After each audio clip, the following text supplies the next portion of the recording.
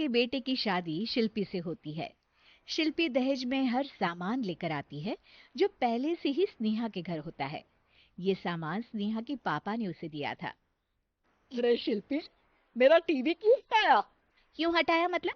अरे बड़ा और अपडेटेड टीवी है ये। स्नेहा को गुस्सा आता है और वो शिल्पी के बड़े टीवी के बगल में अपने पुराने जमाने का टीवी भी रख देती है।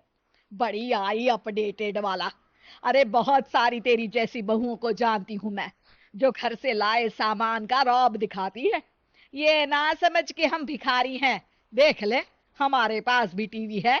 ओहो, जो करना है वो करो। कोई मेहमान आएगा तो हंसेगा। एक ही जगह दो दो टीवी। हंसने दे, दुनिया भी तो देखे कि सिर्फ तू नहीं, मैं भी दहेज लेकर आई थी। अब यही हाल हर सामान का हो जाता है।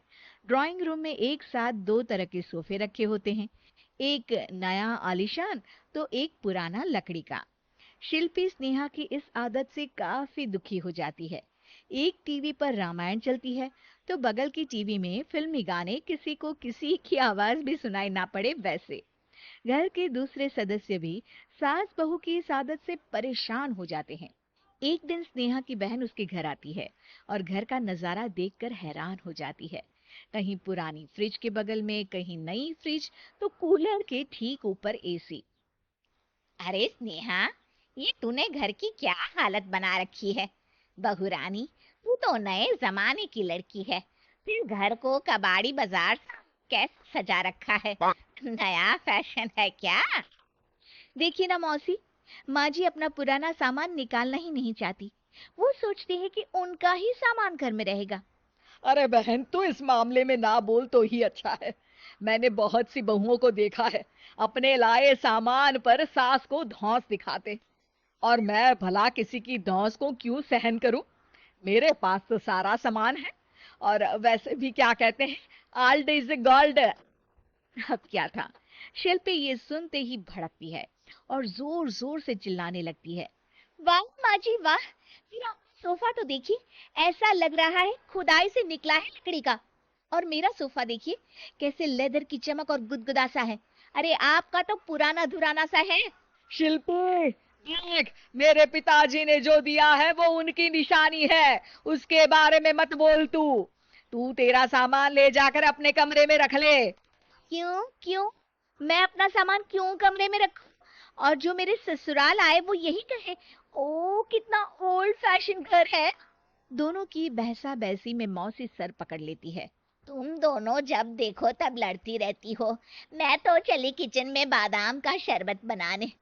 सुन, बादाम का सिलबट्टा जो मेरी माँ ने दिया था, उसमें पीस लेना। तो शिल्पी बोल पड़ती है। मौसी कसम है आपको, आप मेरे पापा की दी मिक्सी में ही बादाम पीसिएगा। खैर, मौसी तो जाती है किचन में, लेकिन ड्राइंग रूम में सास बहू की बहसा बहसी जारी रहती है। तभी शिल्पी को गुस्सा आ जाता है और वो अपने पापा के दिए सोफे पर जाकर जोर से बैठती है। लेकिन तभी सोफा जोर से आवाज कर टूट जाता है। हे भगवान, ये क्या हुआ? ये सोफा कैसे टूट गया? बेटा, अब समझ में आया आल्ड इज गोल्ड क्यों कहा जाता है। टूट गया ना तेरा सोफा। तभी किचन से जोर से आवाज आती है और मौसी काली पीली होकर किचन से बाहर निकलती हैं। शिल्पी, तुम्हारी कसम के चक्कर में मैंने बादाम के लिए मिक्सी का उपयोग किया था, लेकिन जैसे ही प्लग ऑन किया, अरे मेरा ये हाल हो गया। और भरोसा करो आजकल की चीजों पर। मैंने तो कहा था, माँ की सिलबट्टे पर बादाम को पीसती तो तेरा ये हाल ना होता और स्वाद का स्वाद बरकरार रहता। अरे जब सब चीजें घर में थी तो क्या जरूरत थी तेरे पापा को सामान देने की? वैसे भी बहू, आजकल दहेज वही मांगता है जिनकी खुद की काबिलियत नहीं होती। आप ठीक कह रही हैं माँ जी। मेरे लिए ये सौभाग्य की बात थी कि आप लोगों ने पापा से कोई डिमांड नहीं की थी, लेकिन मैं आपको समझ ही नहीं पाई। मुझे माफ करिए। अब इस घर में नई चीज तभी आएगी जब पुरानी खराब हो जाएगी।